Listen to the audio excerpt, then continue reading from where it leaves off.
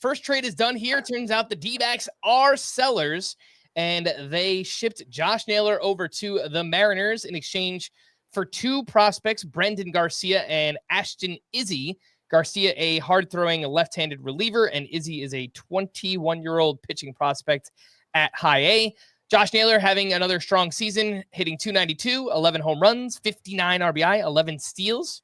11 steals. That really stands out for Josh Naylor. And an .807 OPS. Has been, banged up over the past month or so, but seems like he's healthy now, and he's being shipped over to Seattle, Scott. So what does this do for Josh Naylor's immediate fantasy value? Probably not much. If anything, it's a little bit negative. It's not a great place to hit, though.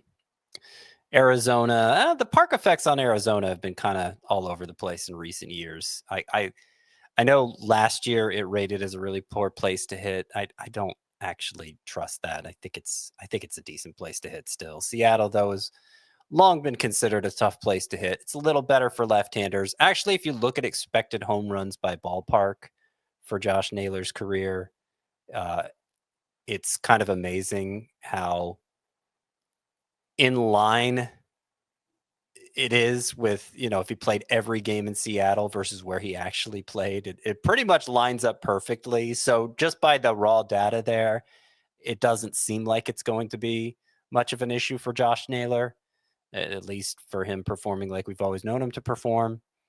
But Seattle is kind of weird with the there have been some complaints about like the batter's eye and just how difficult it is to pick up the ball there. Obviously, plenty of hitters have succeeded there in spite of that. And, probably maybe Josh Naylor will be one too. That's the sort of thing I don't really know how to account for. We just have to wait and see how it goes for him.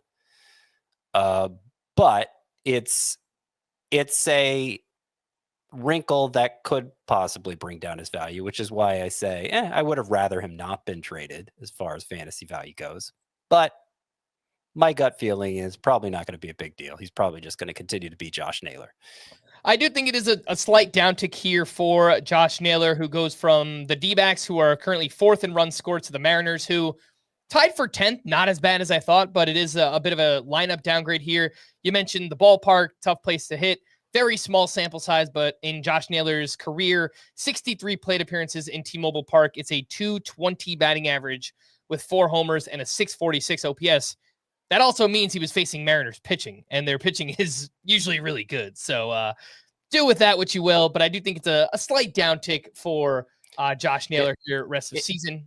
It might be justification for me to drop him behind Cody Bellinger in my rest of season rankings, which I was already tempted to do. I was going to ask, is this enough to move him behind Bellinger and Nick Kurtz, the way Kurtz is hitting? I don't think I would do it in a points league, but in Roto, I might. I mean, points is like Naylor's a points league standout, especially. Sort of Bellinger is too, actually. But Kurtz the other way around, I would say. Not that he's bad in points leagues, but he continues to strike out at a very high rate, and that hurts him in points leagues the way it doesn't in Roto. Yeah, that's I wouldn't have a problem with it. I'll have to think about that some more. I don't expect the stolen bases to remain a part of Naylor's game, really, regardless of whether he stayed or went.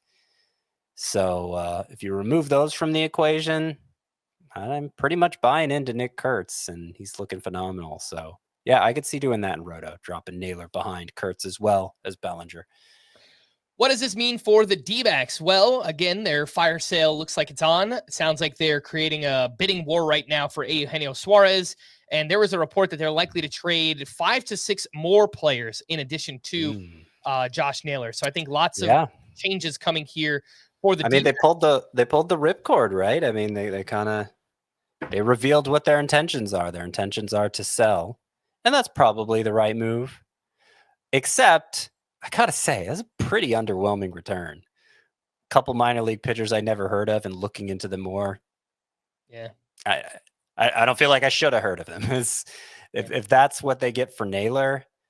I think the return for Naylor was always going to be light just because it's an expiring contract and he's a negative defender, right? It's like, I guess. 800 OPS stat, but good know. on base guy. Yeah.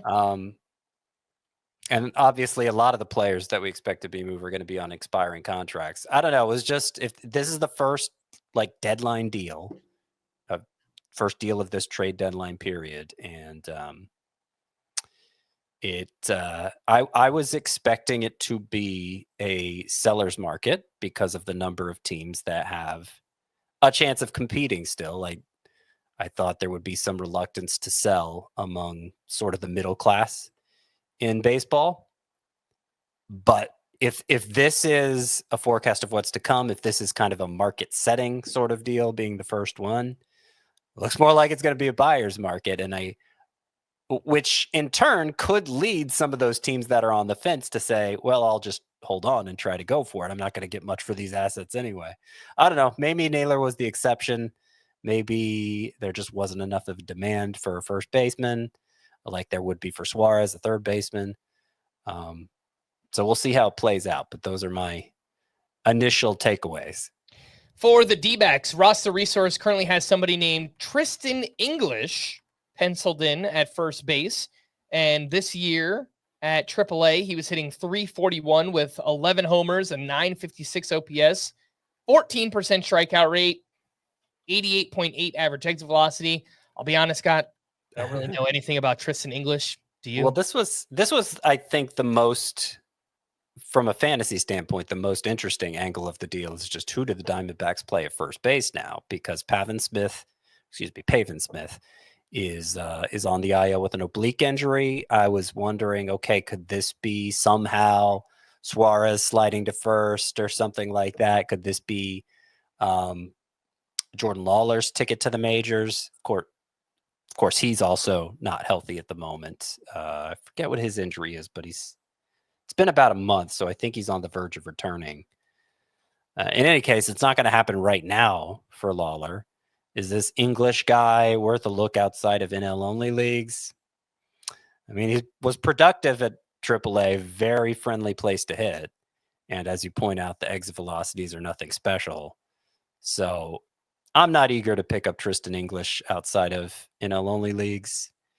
We'll see what happens as they continue to trade off assets. Something's going to happen to open the door for Jordan Lawler, probably the Suarez deal. Yeah.